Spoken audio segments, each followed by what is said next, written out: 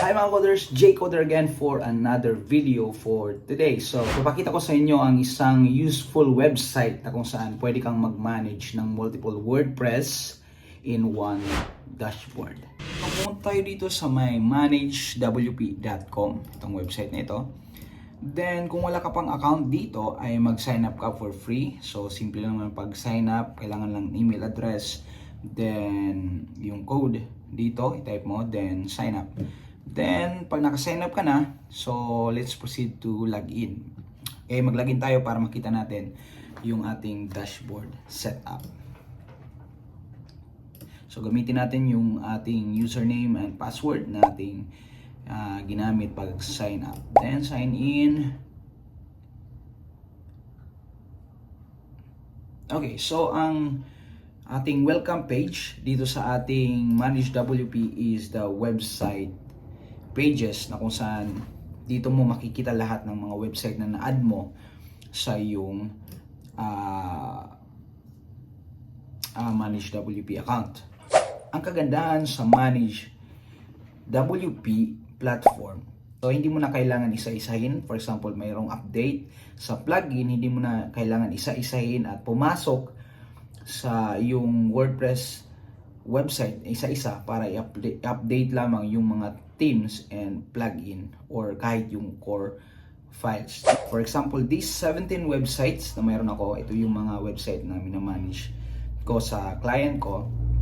So, itong 17 website na ito ay kaya ko yung manage dito na lang. So, hindi na ako pupunta sa individual website na yan.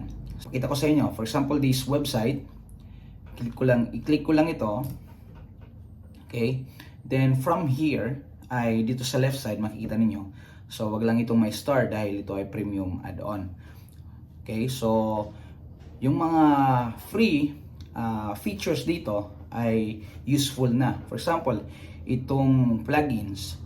Okay? So dito ay makikita ninyo lahat ng mga plugins na naka-install sa inyong website. Okay, lahat ng plugin ay narito. Then, may mga option dito, scheduling history. Dito naman sa themes, makikita natin lahat ng themes sa ating WordPress website na naka-install. Then, dito sa users, yung mga users na na-create natin sa ating WordPress website. So, makita ninyo, dito sa pinaka-dashboard ng website na yan, makita ninyo kung may available updates. For example, for the plugin, for the themes, or kahit yung core files ng WordPress. And from here, i-check nyo lang yung mga available plugin na may update. For example, this one, check mo yan. Then, click mo tong update plugin. Okay, so na-update na. So, makita nyo dito, everything is up to date. So, tapos na tayo dito sa website na to. So, pwede na tayong mag-proceed to another website. So, balik lang tayo. Okay, then, makita natin dito, ang iba pang may available na update. For example, this site, click natin yan. Then makita natin dito yung available na plugin. So, i-click lang natin, then update. Okay, actually, hindi mo naman kailangan maghintay. For example, gusto mong proceed to another website, pwede mong ihayaan lang yon. Balik ka dito sa yung list, then punta ka sa another website, then update mo yung mga plugin, then click mo tong update. Then, pwede kang pumunta, balik ka dito sa list mo. Then, punta ka sa bagong website. Then, click mo ulit. So, i-repeat mo lang yung process na yan. So, nakita niyo yung advantage kung gaano kadali ang mag-update, mag-manage ng website dito sa Manage WP.